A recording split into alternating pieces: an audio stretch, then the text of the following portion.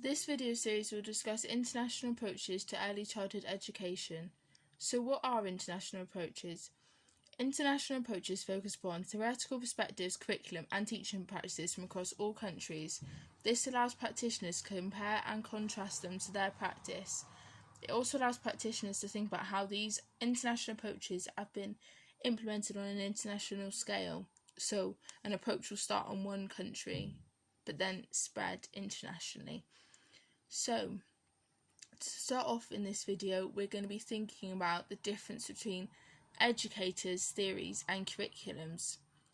So, international educators and theorists are highly influential people who had ideas about approaches to early childhood education. From this, their ideas have formed theories and theoretical perspectives.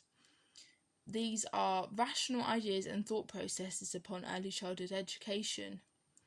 From these, sometimes curriculums often get formed.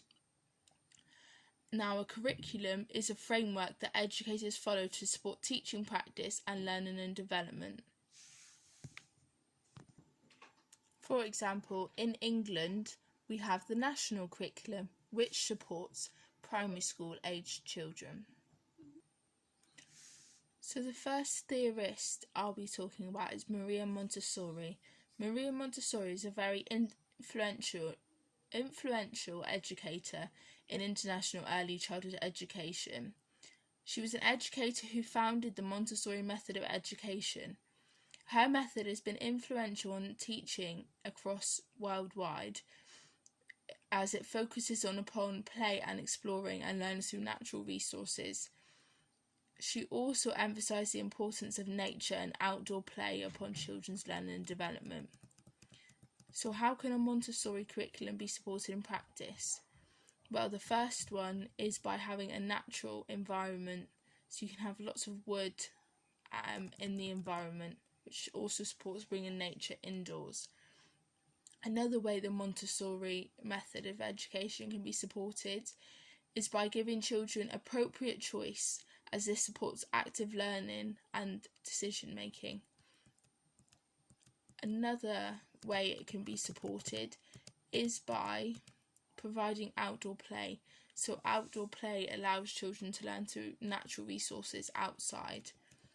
And finally, another way is through loose parts play and natural toys, as wooden toys are very beneficial in supporting the Montessori method of education.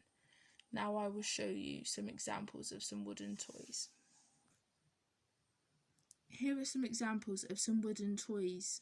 As you can see, they are all different colours and shapes for children to explore the different textures of the wood, and it also supports imagination as children are given the resources to create their own games and ideas. The next educator and approach we will be talking about is Luiz Malaguzzi and the Reggio Emilia approach. Luiz Malaguzzi was an international educator who influenced the founding of the Reggio Emilia philosophy and pedagogy. Luiz Malaguzzi lived in Reggio Emilia, which is a small town in Italy. It had been significantly impacted post-World War II. Therefore, Luiz Malaguzzi worked with locals in order to design an approach to support early childhood education, and specifically targeted supporting children who were struggling post-war. It focuses on the child being a confident individual and focuses on inspiring young minds to learn. It also focuses upon being a specific targeted approach that not only meets the needs of children but also the needs of the local community. This was important at the time as it allowed the local community to be rebuilt post-war, but nowadays it's very useful to support partnership working.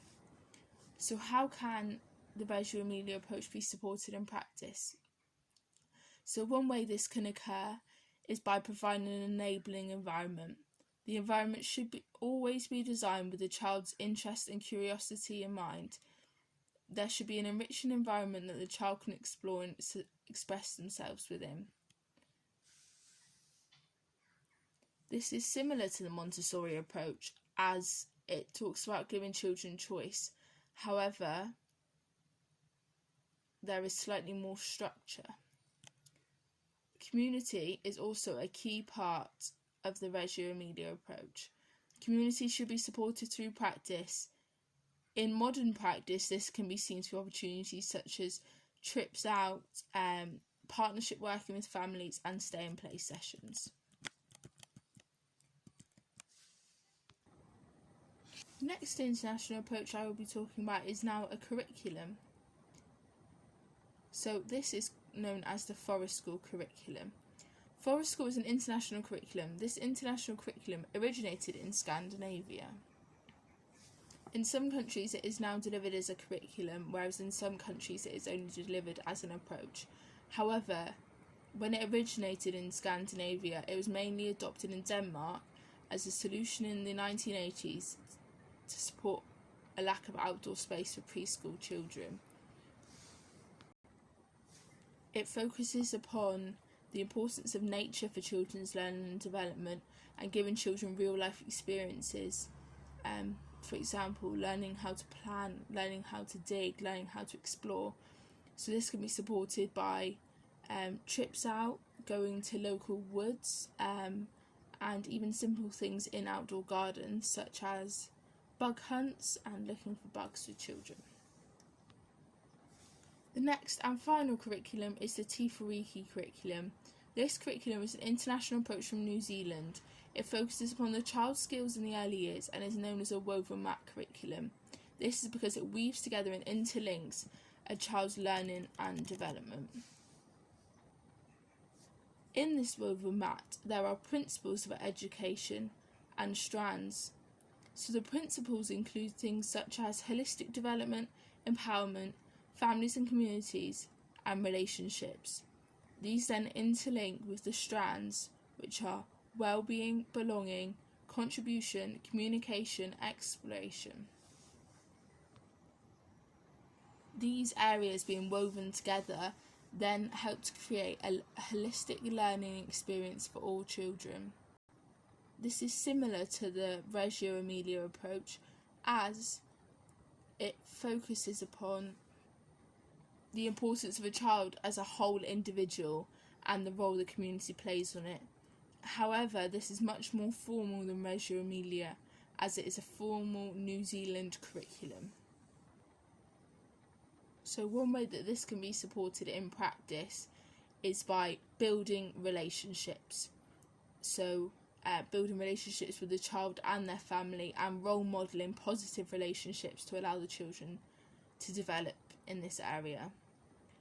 Another way it can be supported in practice is by providing activities that interlink all areas of learning and development, as this will support a holistic learning approach. Another way it can be supported is by empowering the children, so promoting confidence and independence will support a Te Whāriki curriculum. Thank you for listening.